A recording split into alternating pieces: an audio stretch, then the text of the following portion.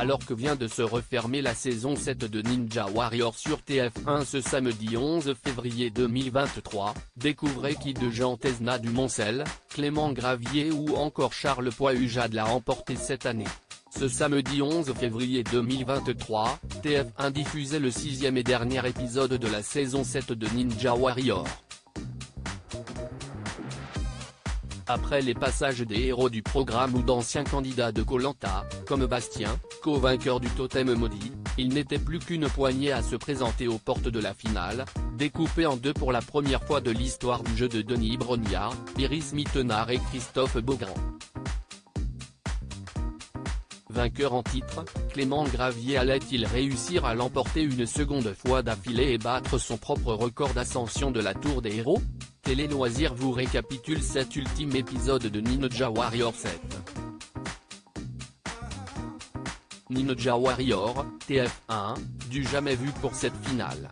Après de l'ultime parcours, il n'était plus que 5, un record dans l'histoire du jeu de TF1, à pouvoir tenter de gravier la Tour des Héros finale, Charles Poihujade, Clément et Antoine Gravier, Iliane Sheriff et Clément Dumais.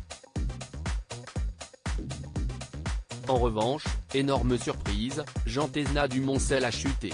Pour sa 7e finale, le champion historique de Ninja Warrior n'aura pas droit de tenter une 4e fois l'ascension des 23 mètres de corde. On saluera également l'exploit de Maura Angélique, meilleure candidate de la saison. Si la jeune femme n'a pu accéder à la Tour des Héros, elle a quand même, et si est du jamais vu, réussi à atteindre le mur des Titans, la 3e partie de la finale.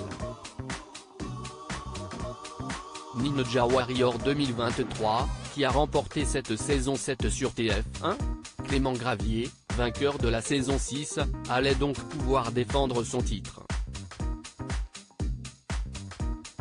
Et son record, fixé en 25 secondes et 16 centièmes.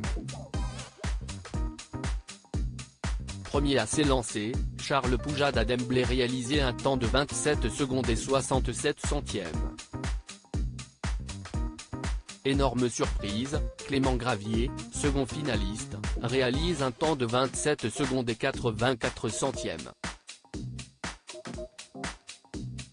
Il perd donc son titre.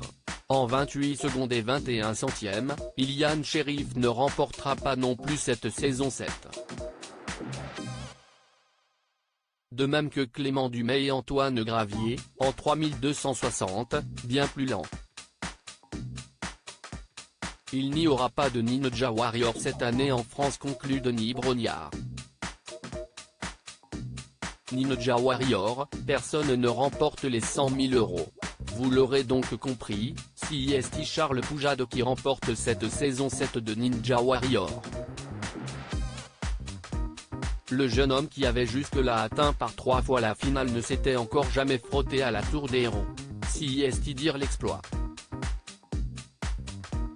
C'est un rêve qui se réalise. De tout simplement réussir à grimper cette Tour des Héros.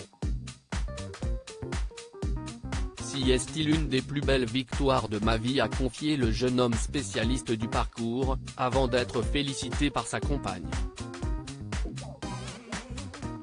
Mais, en ne battant pas le record français du jeu, il ne remporte pas les 100 000 € de gain mais la somme de 10 000 €, promis au vainqueur, de même que Maura Angélique.